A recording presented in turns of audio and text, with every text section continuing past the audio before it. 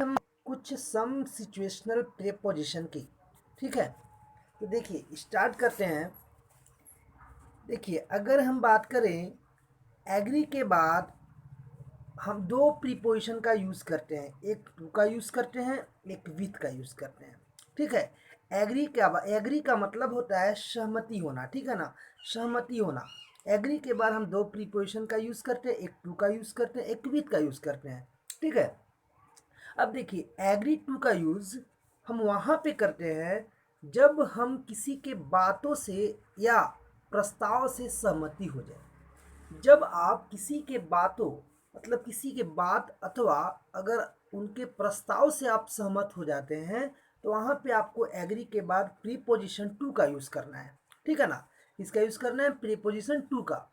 जैसे एग्जाम्पल की बात हम करते हैं तो एग्जाम्पल हम बोल सकते हैं I don't agree to your proposal.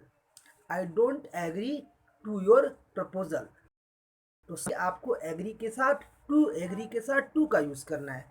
अब इसी तरह अगर बात करें हम एग्री विथ का, तो एग्री विथ जो है, एग्री के साथ हम विथ का यूज़ वहाँ पे करते हैं जब आप किसी व्यक्ति से सहमति हो जाए। जब आप किसी के बातों अथवा प्रस्ताव से सहमत हो जाते हैं तो वहाँ पे एग्री के बाद आपको टू यूज़ करना है। बट जब आप किसी व्यक्ति से सहमत हो जाते हैं, किसी व्यक्ति से आप सहमत हो जाते हैं तो वहाँ पे आपको एग्री के साथ टू का यूज़ करना है। ओके गाइस, एग्री के साथ, सॉरी टू का नहीं, एग्री के साथ विथ का यूज़ करना है। जब आप किसी व्यक्ति से सहमत हो जाते हैं तो वहाँ पे एग्री के साथ विथ का यूज़ करना है। ओके, नेक्स्ट पे चलते हैं दोस्तों। देखिए अब इसी तरह बात करें एंग्री। एंग्री मतलब क्या होता है, गुस्सा, नाराज होना, आपको पता है। तो एंग्री के साथ हम दो प्रीपोजिशन का यूज़ करते हैं। एंग्री के साथ एट भी यूज़ करते हैं, एंग्री के साथ विथ का भी यूज़ करते हैं, ठीक है। आप कभी सीजीएल मेंस का सेट मारते होंगे तो वहाँ पे एंग्री के साथ एंग्री वाला क्वेश्चन आपको देखने को मिल जाते होंगे, ठीक है ना। एंग्री वाला क्वेश्चन एंग्री के साथ एट के बारे में एग्जाम में क्वेश्चंस पूछे जाते हैं, ठीक है। तो एंग्री के साथ दो प्रीपोजिशन, एक एट एक विथ, ठीक है। तो एंग्री के साथ हम एट का यूज़ वहाँ पे करते हैं जब आप किसी के बातों अथवा आचरण से खफा हो जाएं। मतलब किसी के आप बिहेव से गुस्सा हो जाते हैं, ठीक है। किसी के बातों अथवा किसी के बिहेव से आप क्या हो जाते हैं, खफा हो जाते हैं, आचरण से गुस्सा हो जाते हैं। तो वहाँ पे आपको एंग्री के साथ एट का यूज़ करना है। जैसे आप बोल सकते हैं he is angry at your misbehaviour, ठीक है। He is angry he is angry at your misbehaviour आप यूज़ कर सकते हैं, ठीक है। एंग्री के साथ एट लगाना है। कब लगाना है, जब आप किसी के बिहेव से, किसी के आचरण से आप गुस्सा हो जाते हो, ठीक है। अब आते हैं एंग्री विथ। एंग्री विथ बस सिंपल है। एंग्री विथ का मतलब वही जब आप किसी व्यक्ति से गुस्सा हो जाते हो, ठीक है। जब आप किसी व्यक्ति से गुस्सा हो जाते हो तो आपको एंग्री के साथ प्रीपोजिशन विथ का यूज़ करना है, ठीक है। एंग्री के साथ किसका यूज़ करना है, विथ का। कब, जब आप किसी व्यक्ति से खफा हो जाते हैं। जैसे आप बोल सकते हैं एग्जाम्पल में he is angry with me, he is angry with me, वह मुझसे गुस्सा है, आप बोलते होंगे। चलिए नेक्स्ट पे आते हैं दोस्तों। अब देखिए हम बात करते हैं आंसर। आंसर के साथ दो प्रीपोजिशन यूज़ किया जाता है, ठीक है। आंसर के बाद दो प्रीपोजिशन यूज़ करते हैं। एक आता है आंसर के बाद टू, एक आता है आंसर के बाद फोर। तो आंसर के बाद टू का यूज़ हम वहाँ पे करते हैं जब किसी व्यक्ति को हमको जवाब देना हो, ठीक है दोस्तों। जब आप किसी व्यक्ति को जवाब देते हैं तो वहाँ पे आपको आंसर के बाद प्रीपोजिशन टू का यूज़ करना है, ठीक है। जब किसी व्यक्ति को जवाब देना हो तो वहाँ पे आंसर के बाद प्रीपोजिशन टू का यूज़ होता है, ठीक है। Example, I will answer to you. I will answer to you, मैं आपको जवाब दूंगा, मैं आपको जवाब दूंगा। तो ध्यान रख, कॉन्सेप्ट क्लियर है दोस्तों। Answer two. अब आते हैं आंसर फोर। अब आंसर फोर की बात करूं तो आंसर फोर का मतलब आप आंसर के साथ फोर प्रीपोजिशन का यूज वहां कर सकते हैं जहां पे किसी कार्य के लिए आप जवाबदेही या उत्तरदायी होता है, ठीक है, होना। किसी कार्य के लिए जवाबदेही होना, उत्तरदायी होना। जैसे कि अगर बोल सकते हैं आप कि आपको इस लॉस के लिए, ये जो लॉस हुआ है, आपको इसकी जिम्मेवारी लेनी होगी, ठीक है। इस लॉस के लिए आपको ये जिम्मेवारी लेनी होगी या जवाब देना पड़ेगा आपको, इसके लिए इस लॉस के लिए जवाब देना पड़ेगा। तो आप बोल सकते हैं you will have to answer for this loss, you will have to answer for this loss. ठीक है, अब देखिए एक चीज़ और आपको मैं बताता हूँ, कभी कभी आप देखते होंगे आंसर के बाद कोई प्रीपोजिशन का यूज़ नहीं होता है, आंसर के बाद किसी भी प्रीपोजिशन का यूज़ नहीं करते हैं। अब कब नहीं करते हैं, देखिए जब किसी क्वेश्चन का आंसर देना हो, ठीक है, जब किसी क्वेश्चन का आंसर देना हो तो वहाँ पे आपको आंसर के बाद प्रीपोजिशन का यूज़ नहीं करना है। ठीक है, जैसे बोल सकते हैं I can't answer this question, can't answer this question, मैं इस क्वेश्चन का आंसर नहीं दे सकता। ठीक है, तो ध्यान रखिए जब किसी प्रश्न का आपको उत्तर देना हो तो वहाँ पे आपको आंसर के साथ कोई किसी भी प्रीपोजिशन का यूज़ नहीं करना है। आप सुने होंगे कभी क्वेश्चन में आता है आंसर दिस फ्लोइंग क्वेश्चंस, आता है ना, तो वहाँ पे आंसर के बाद प्रीपोजिशन का यूज़ नहीं होता है। चलिए नेक्स्ट में चलते हैं दोस्तों। देखिए अब एक बहुत अच्छा वर्ड है अराइव। अराइव मतलब क्या होता है, आगमन। अराइव मतलब क्या होता है, आगमन। ठीक है, तो अराइव का मतलब होता है आगमन। अब अराइव के साथ हम कंफ्यूजन अक्सर होता है कि अराइव के साथ हम एट का यूज़ कहाँ पे करेंगे, इन का यूज़ कहाँ पे करेंगे, ऑन का यूज़ कहाँ पे करेंगे। ठीक है दोस्तों, तो ध्यान रखिए अराइव के बाद हम प्रीपोजिशन एट का यूज़ कहाँ पे करते हैं, ध्यान से सुनेंगे। देखिए अराइव के साथ एट का यूज़ हम वहाँ पे करते हैं जब किसी का आगमन एक छोटे स्थान पर होता है। जब किसी व्यक्ति का आगमन किसी छोटे स्थान पर हो तो वहाँ पर आपको अराइव के साथ एट का यूज़ करना है। ओके, कब यूज़ करना है, जब किसी व्यक्ति का आगमन छोटे स्थान पे हो जाए। जैसे मैं बोलूँ example, my brother will arrive at Mohanpur next month. तो मोहनपुर यहाँ पे क्या है, एक छोटी सी जगह है। ठीक है ना, इसीलिए हम अराइव के साथ एट का यूज़ किए हैं। ठीक है, my brother will arrive at Mohanpur next month. ठीक है, ध्यान रखेंगे अगर मान लीजिए डिस्ट्रिक्ट भी हो और स्टेट भी हो, डिस्ट्रिक्ट भी हो स्टेट भी हो, तो आपको डिस्ट्रिक्ट के पहले अराइव एट डिस्ट्रिक्ट, उसके बाद आपको स्टेट लगाना है, ध्यान रखेंगे। ठीक है, और आपको पता है एट छोटी जगह पे लगता है और इन बड़ी जगहों पे लगता है, आपको ये भी पता है। ठीक है, चलिए आगे बढ़ते हैं। अब देखिए अराइव के साथ एट समझ गए, अब अराइव के साथ हम इन का यूज़ करेंगे। देखिए अराइव के साथ हम इन का यूज़ वहाँ पे करते हैं जब किसी देश अथवा राज्य में किसी का आगमन होना।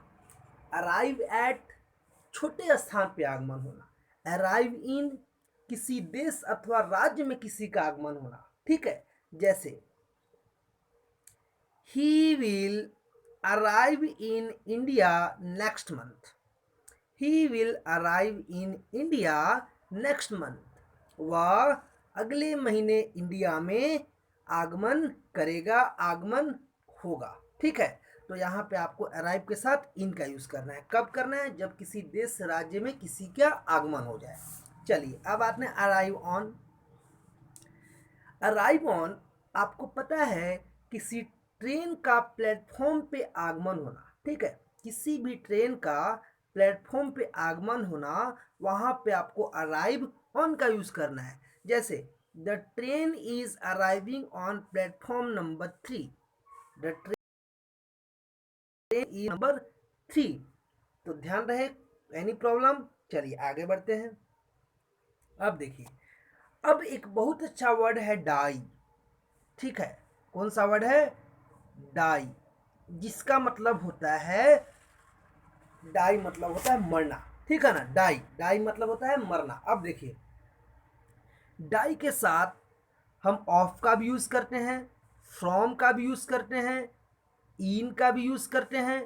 ठीक है, फॉर का भी यूज़ करते हैं, आफ्टर का भी यूज़ करते हैं। ठीक है, डाई के साथ हम 5 प्रीपोजिशन का यूज़ करते हैं, die of, die from, die in, die for, die after. ठीक है, अब यहाँ पे स्टूडेंट्स के दिमाग में ये कंफ्यूजन होता है कि सर डाई के साथ 5 प्रीपोजिशन यूज़ करते हैं बट कहाँ कहाँ पे करते हैं ये उनको मालूम नहीं होता है, ठीक है ना। तो देखिए अब ये एग्जाम में क्वेश्चन कैसे आते हैं, एग्जाम में क्वेश्चन या तो कॉमन एरर बना देंगे या तो फिर आपको फिल इन द ब्लैंक्स, ठीक है। चलिए देखते हैं। देखिए डाई ऑफ का प्रयोग आपको वहां करना है जब किसी बीमारी या लंबी कारण से मौत हो जाए।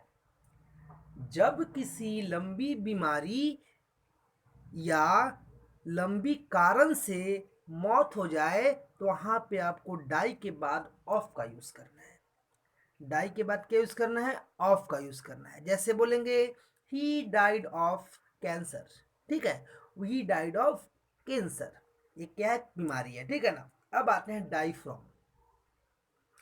किसी प्राकृतिक घटनाओं से मौत, अगर किसी प्राकृतिक घटनाओं से मौत हो जाए तो वहां पे डाई के साथ फ्रॉम लगाना है। जैसे आप सुनते होंगे न्यूज़पेपर में कि बिजली गिरने से 2 मजदूरों की मौत, आप सुनते हैं ना। तो उसी तरह से अगर आपका जैसे प्राकृतिक घटनाओं से मौत होती है तो डाई फ्रॉम का यूज करना है। जैसे बोलेंगे he died from radiation, he died from radiation. अब आते हैं डाई ऑन। डाई ऑन का यूज आपको वहां पे करना है जब किसी घटना या दुर्घटना से किसी की मौत हो जाए। जब किसी की मौत घटना या दुर्घटना से होती है तो वहां पे डाई के साथ हम इन का यूज करते हैं। जैसे बोलेंगे ही डाइड इन बस accident, he died in car accident, he died in bike accident. जो भी अगर दुर्घटना से मौत हो जाती है तो उसको हम डाई के बाद क्या यूज करते हैं, इन का यूज करते हैं। अब आते हैं डाई फॉर। देखिए डाई फॉर किसी मकसद के लिए मौत होना, ठीक है, किसी मकसद, जैसे कि मान लीजिए हमारे बहुत सारे क्या बोलते हैं, बहुत सारे जैसे कि क्या बोलते हैं, गांधी जी हो गए, पर्सनालिटीज़ जो गांधी जी हो गए, सुभाष चंद्र बोस, सारे देश के लिए अपनी कुर्बानियां तक दे दी, ठीक है ना। तो इनका एक क्या था, मकसद था कि हमको ये देश आज़ाद कराना है, ठीक है। तो देखिए जैसे बोलेंगे किसी मकसद के लिए मौत होना तो वहाँ पे आपको बोलना होगा he died from the freedom of India, he died for the freedom of India, ठीक है। यहाँ पे डाई के साथ आपको फोर का यूज करना है। अब आते हैं डाई आफ्टर। डाई आफ्टर का यूज, डाई के साथ आपको आफ्टर का यूज वहां पे करना है जब कोई किसी से लालायित होता है, किसी के पीछे पागल होता है और मर जाता है, ठीक है ना। किसी के पीछे पागल होता है, पागल होकर मर जाना, लालायित होना यानी कि के पीछे पागल होना। जैसे example, you should not die after money, you should not die after money, आपको हमको पैसे के लिए जान नहीं देनी चाहिए, ठीक है ना। तो डाई के साथ आपको आफ्टर का यूज करना है। नेक्स्ट देखिए डील इन। डील मतलब पता है सौदा करना। तो डील के साथ, अगर आप डील के साथ हम 2 प्रीपोजिशन यूज करते हैं, एक इन करते हैं एक विथ करते हैं। तो डील के साथ इन का यूज हमको वहां पे करना है जब हम किसी वस्तु का व्यवसाय करते हैं, ठीक है। जब किसी वस्तु का हम व्यवसाय करते हैं, जब कोई भी वस्तु का व्यवसाय करता हो तो वहां पे डील के साथ इन का यूज कर होता है। जैसे बोलेंगे my brother deals in rice, my brother deals in rice, ठीक है ना, my brother deals in rice. तो देखिए डील्स के बाद कहाँ पे आया, इन आया है। अब देखिए डील्स यहाँ पे क्यों है, डील क्यों नहीं है, क्योंकि यहाँ पे माई ब्रदर एक सिंगुलर नाउन है और सिंगुलर नाउन के साथ हम वर्ब का यूज सिंगुलर करते हैं, ठीक है ना। अब आते हैं डील विथ। देखिए डील विथ का प्रयोग करते हैं जब किसी से कोई आचरण पेश करना, जब आप किसी से कोई अच्छे आचरण पेश करते हैं तो वहां पे आप डील विथ लगाते हैं। जैसे बोलेंगे he is dealing well with the customer, he with dealing well with the customer, ये वेल आपका एडवर्ब आ गया, ठीक है ना। इसीलिए वर्ब के बाद एडवर्ब, उसके बाद प्रीपोजिशन लगानी है, he is dealing well with the customer, ठीक है दोस्तों। और देखते हैं, चलिए आज का क्लास हमारा यहीं पे क्लोज होता है, ठीक है।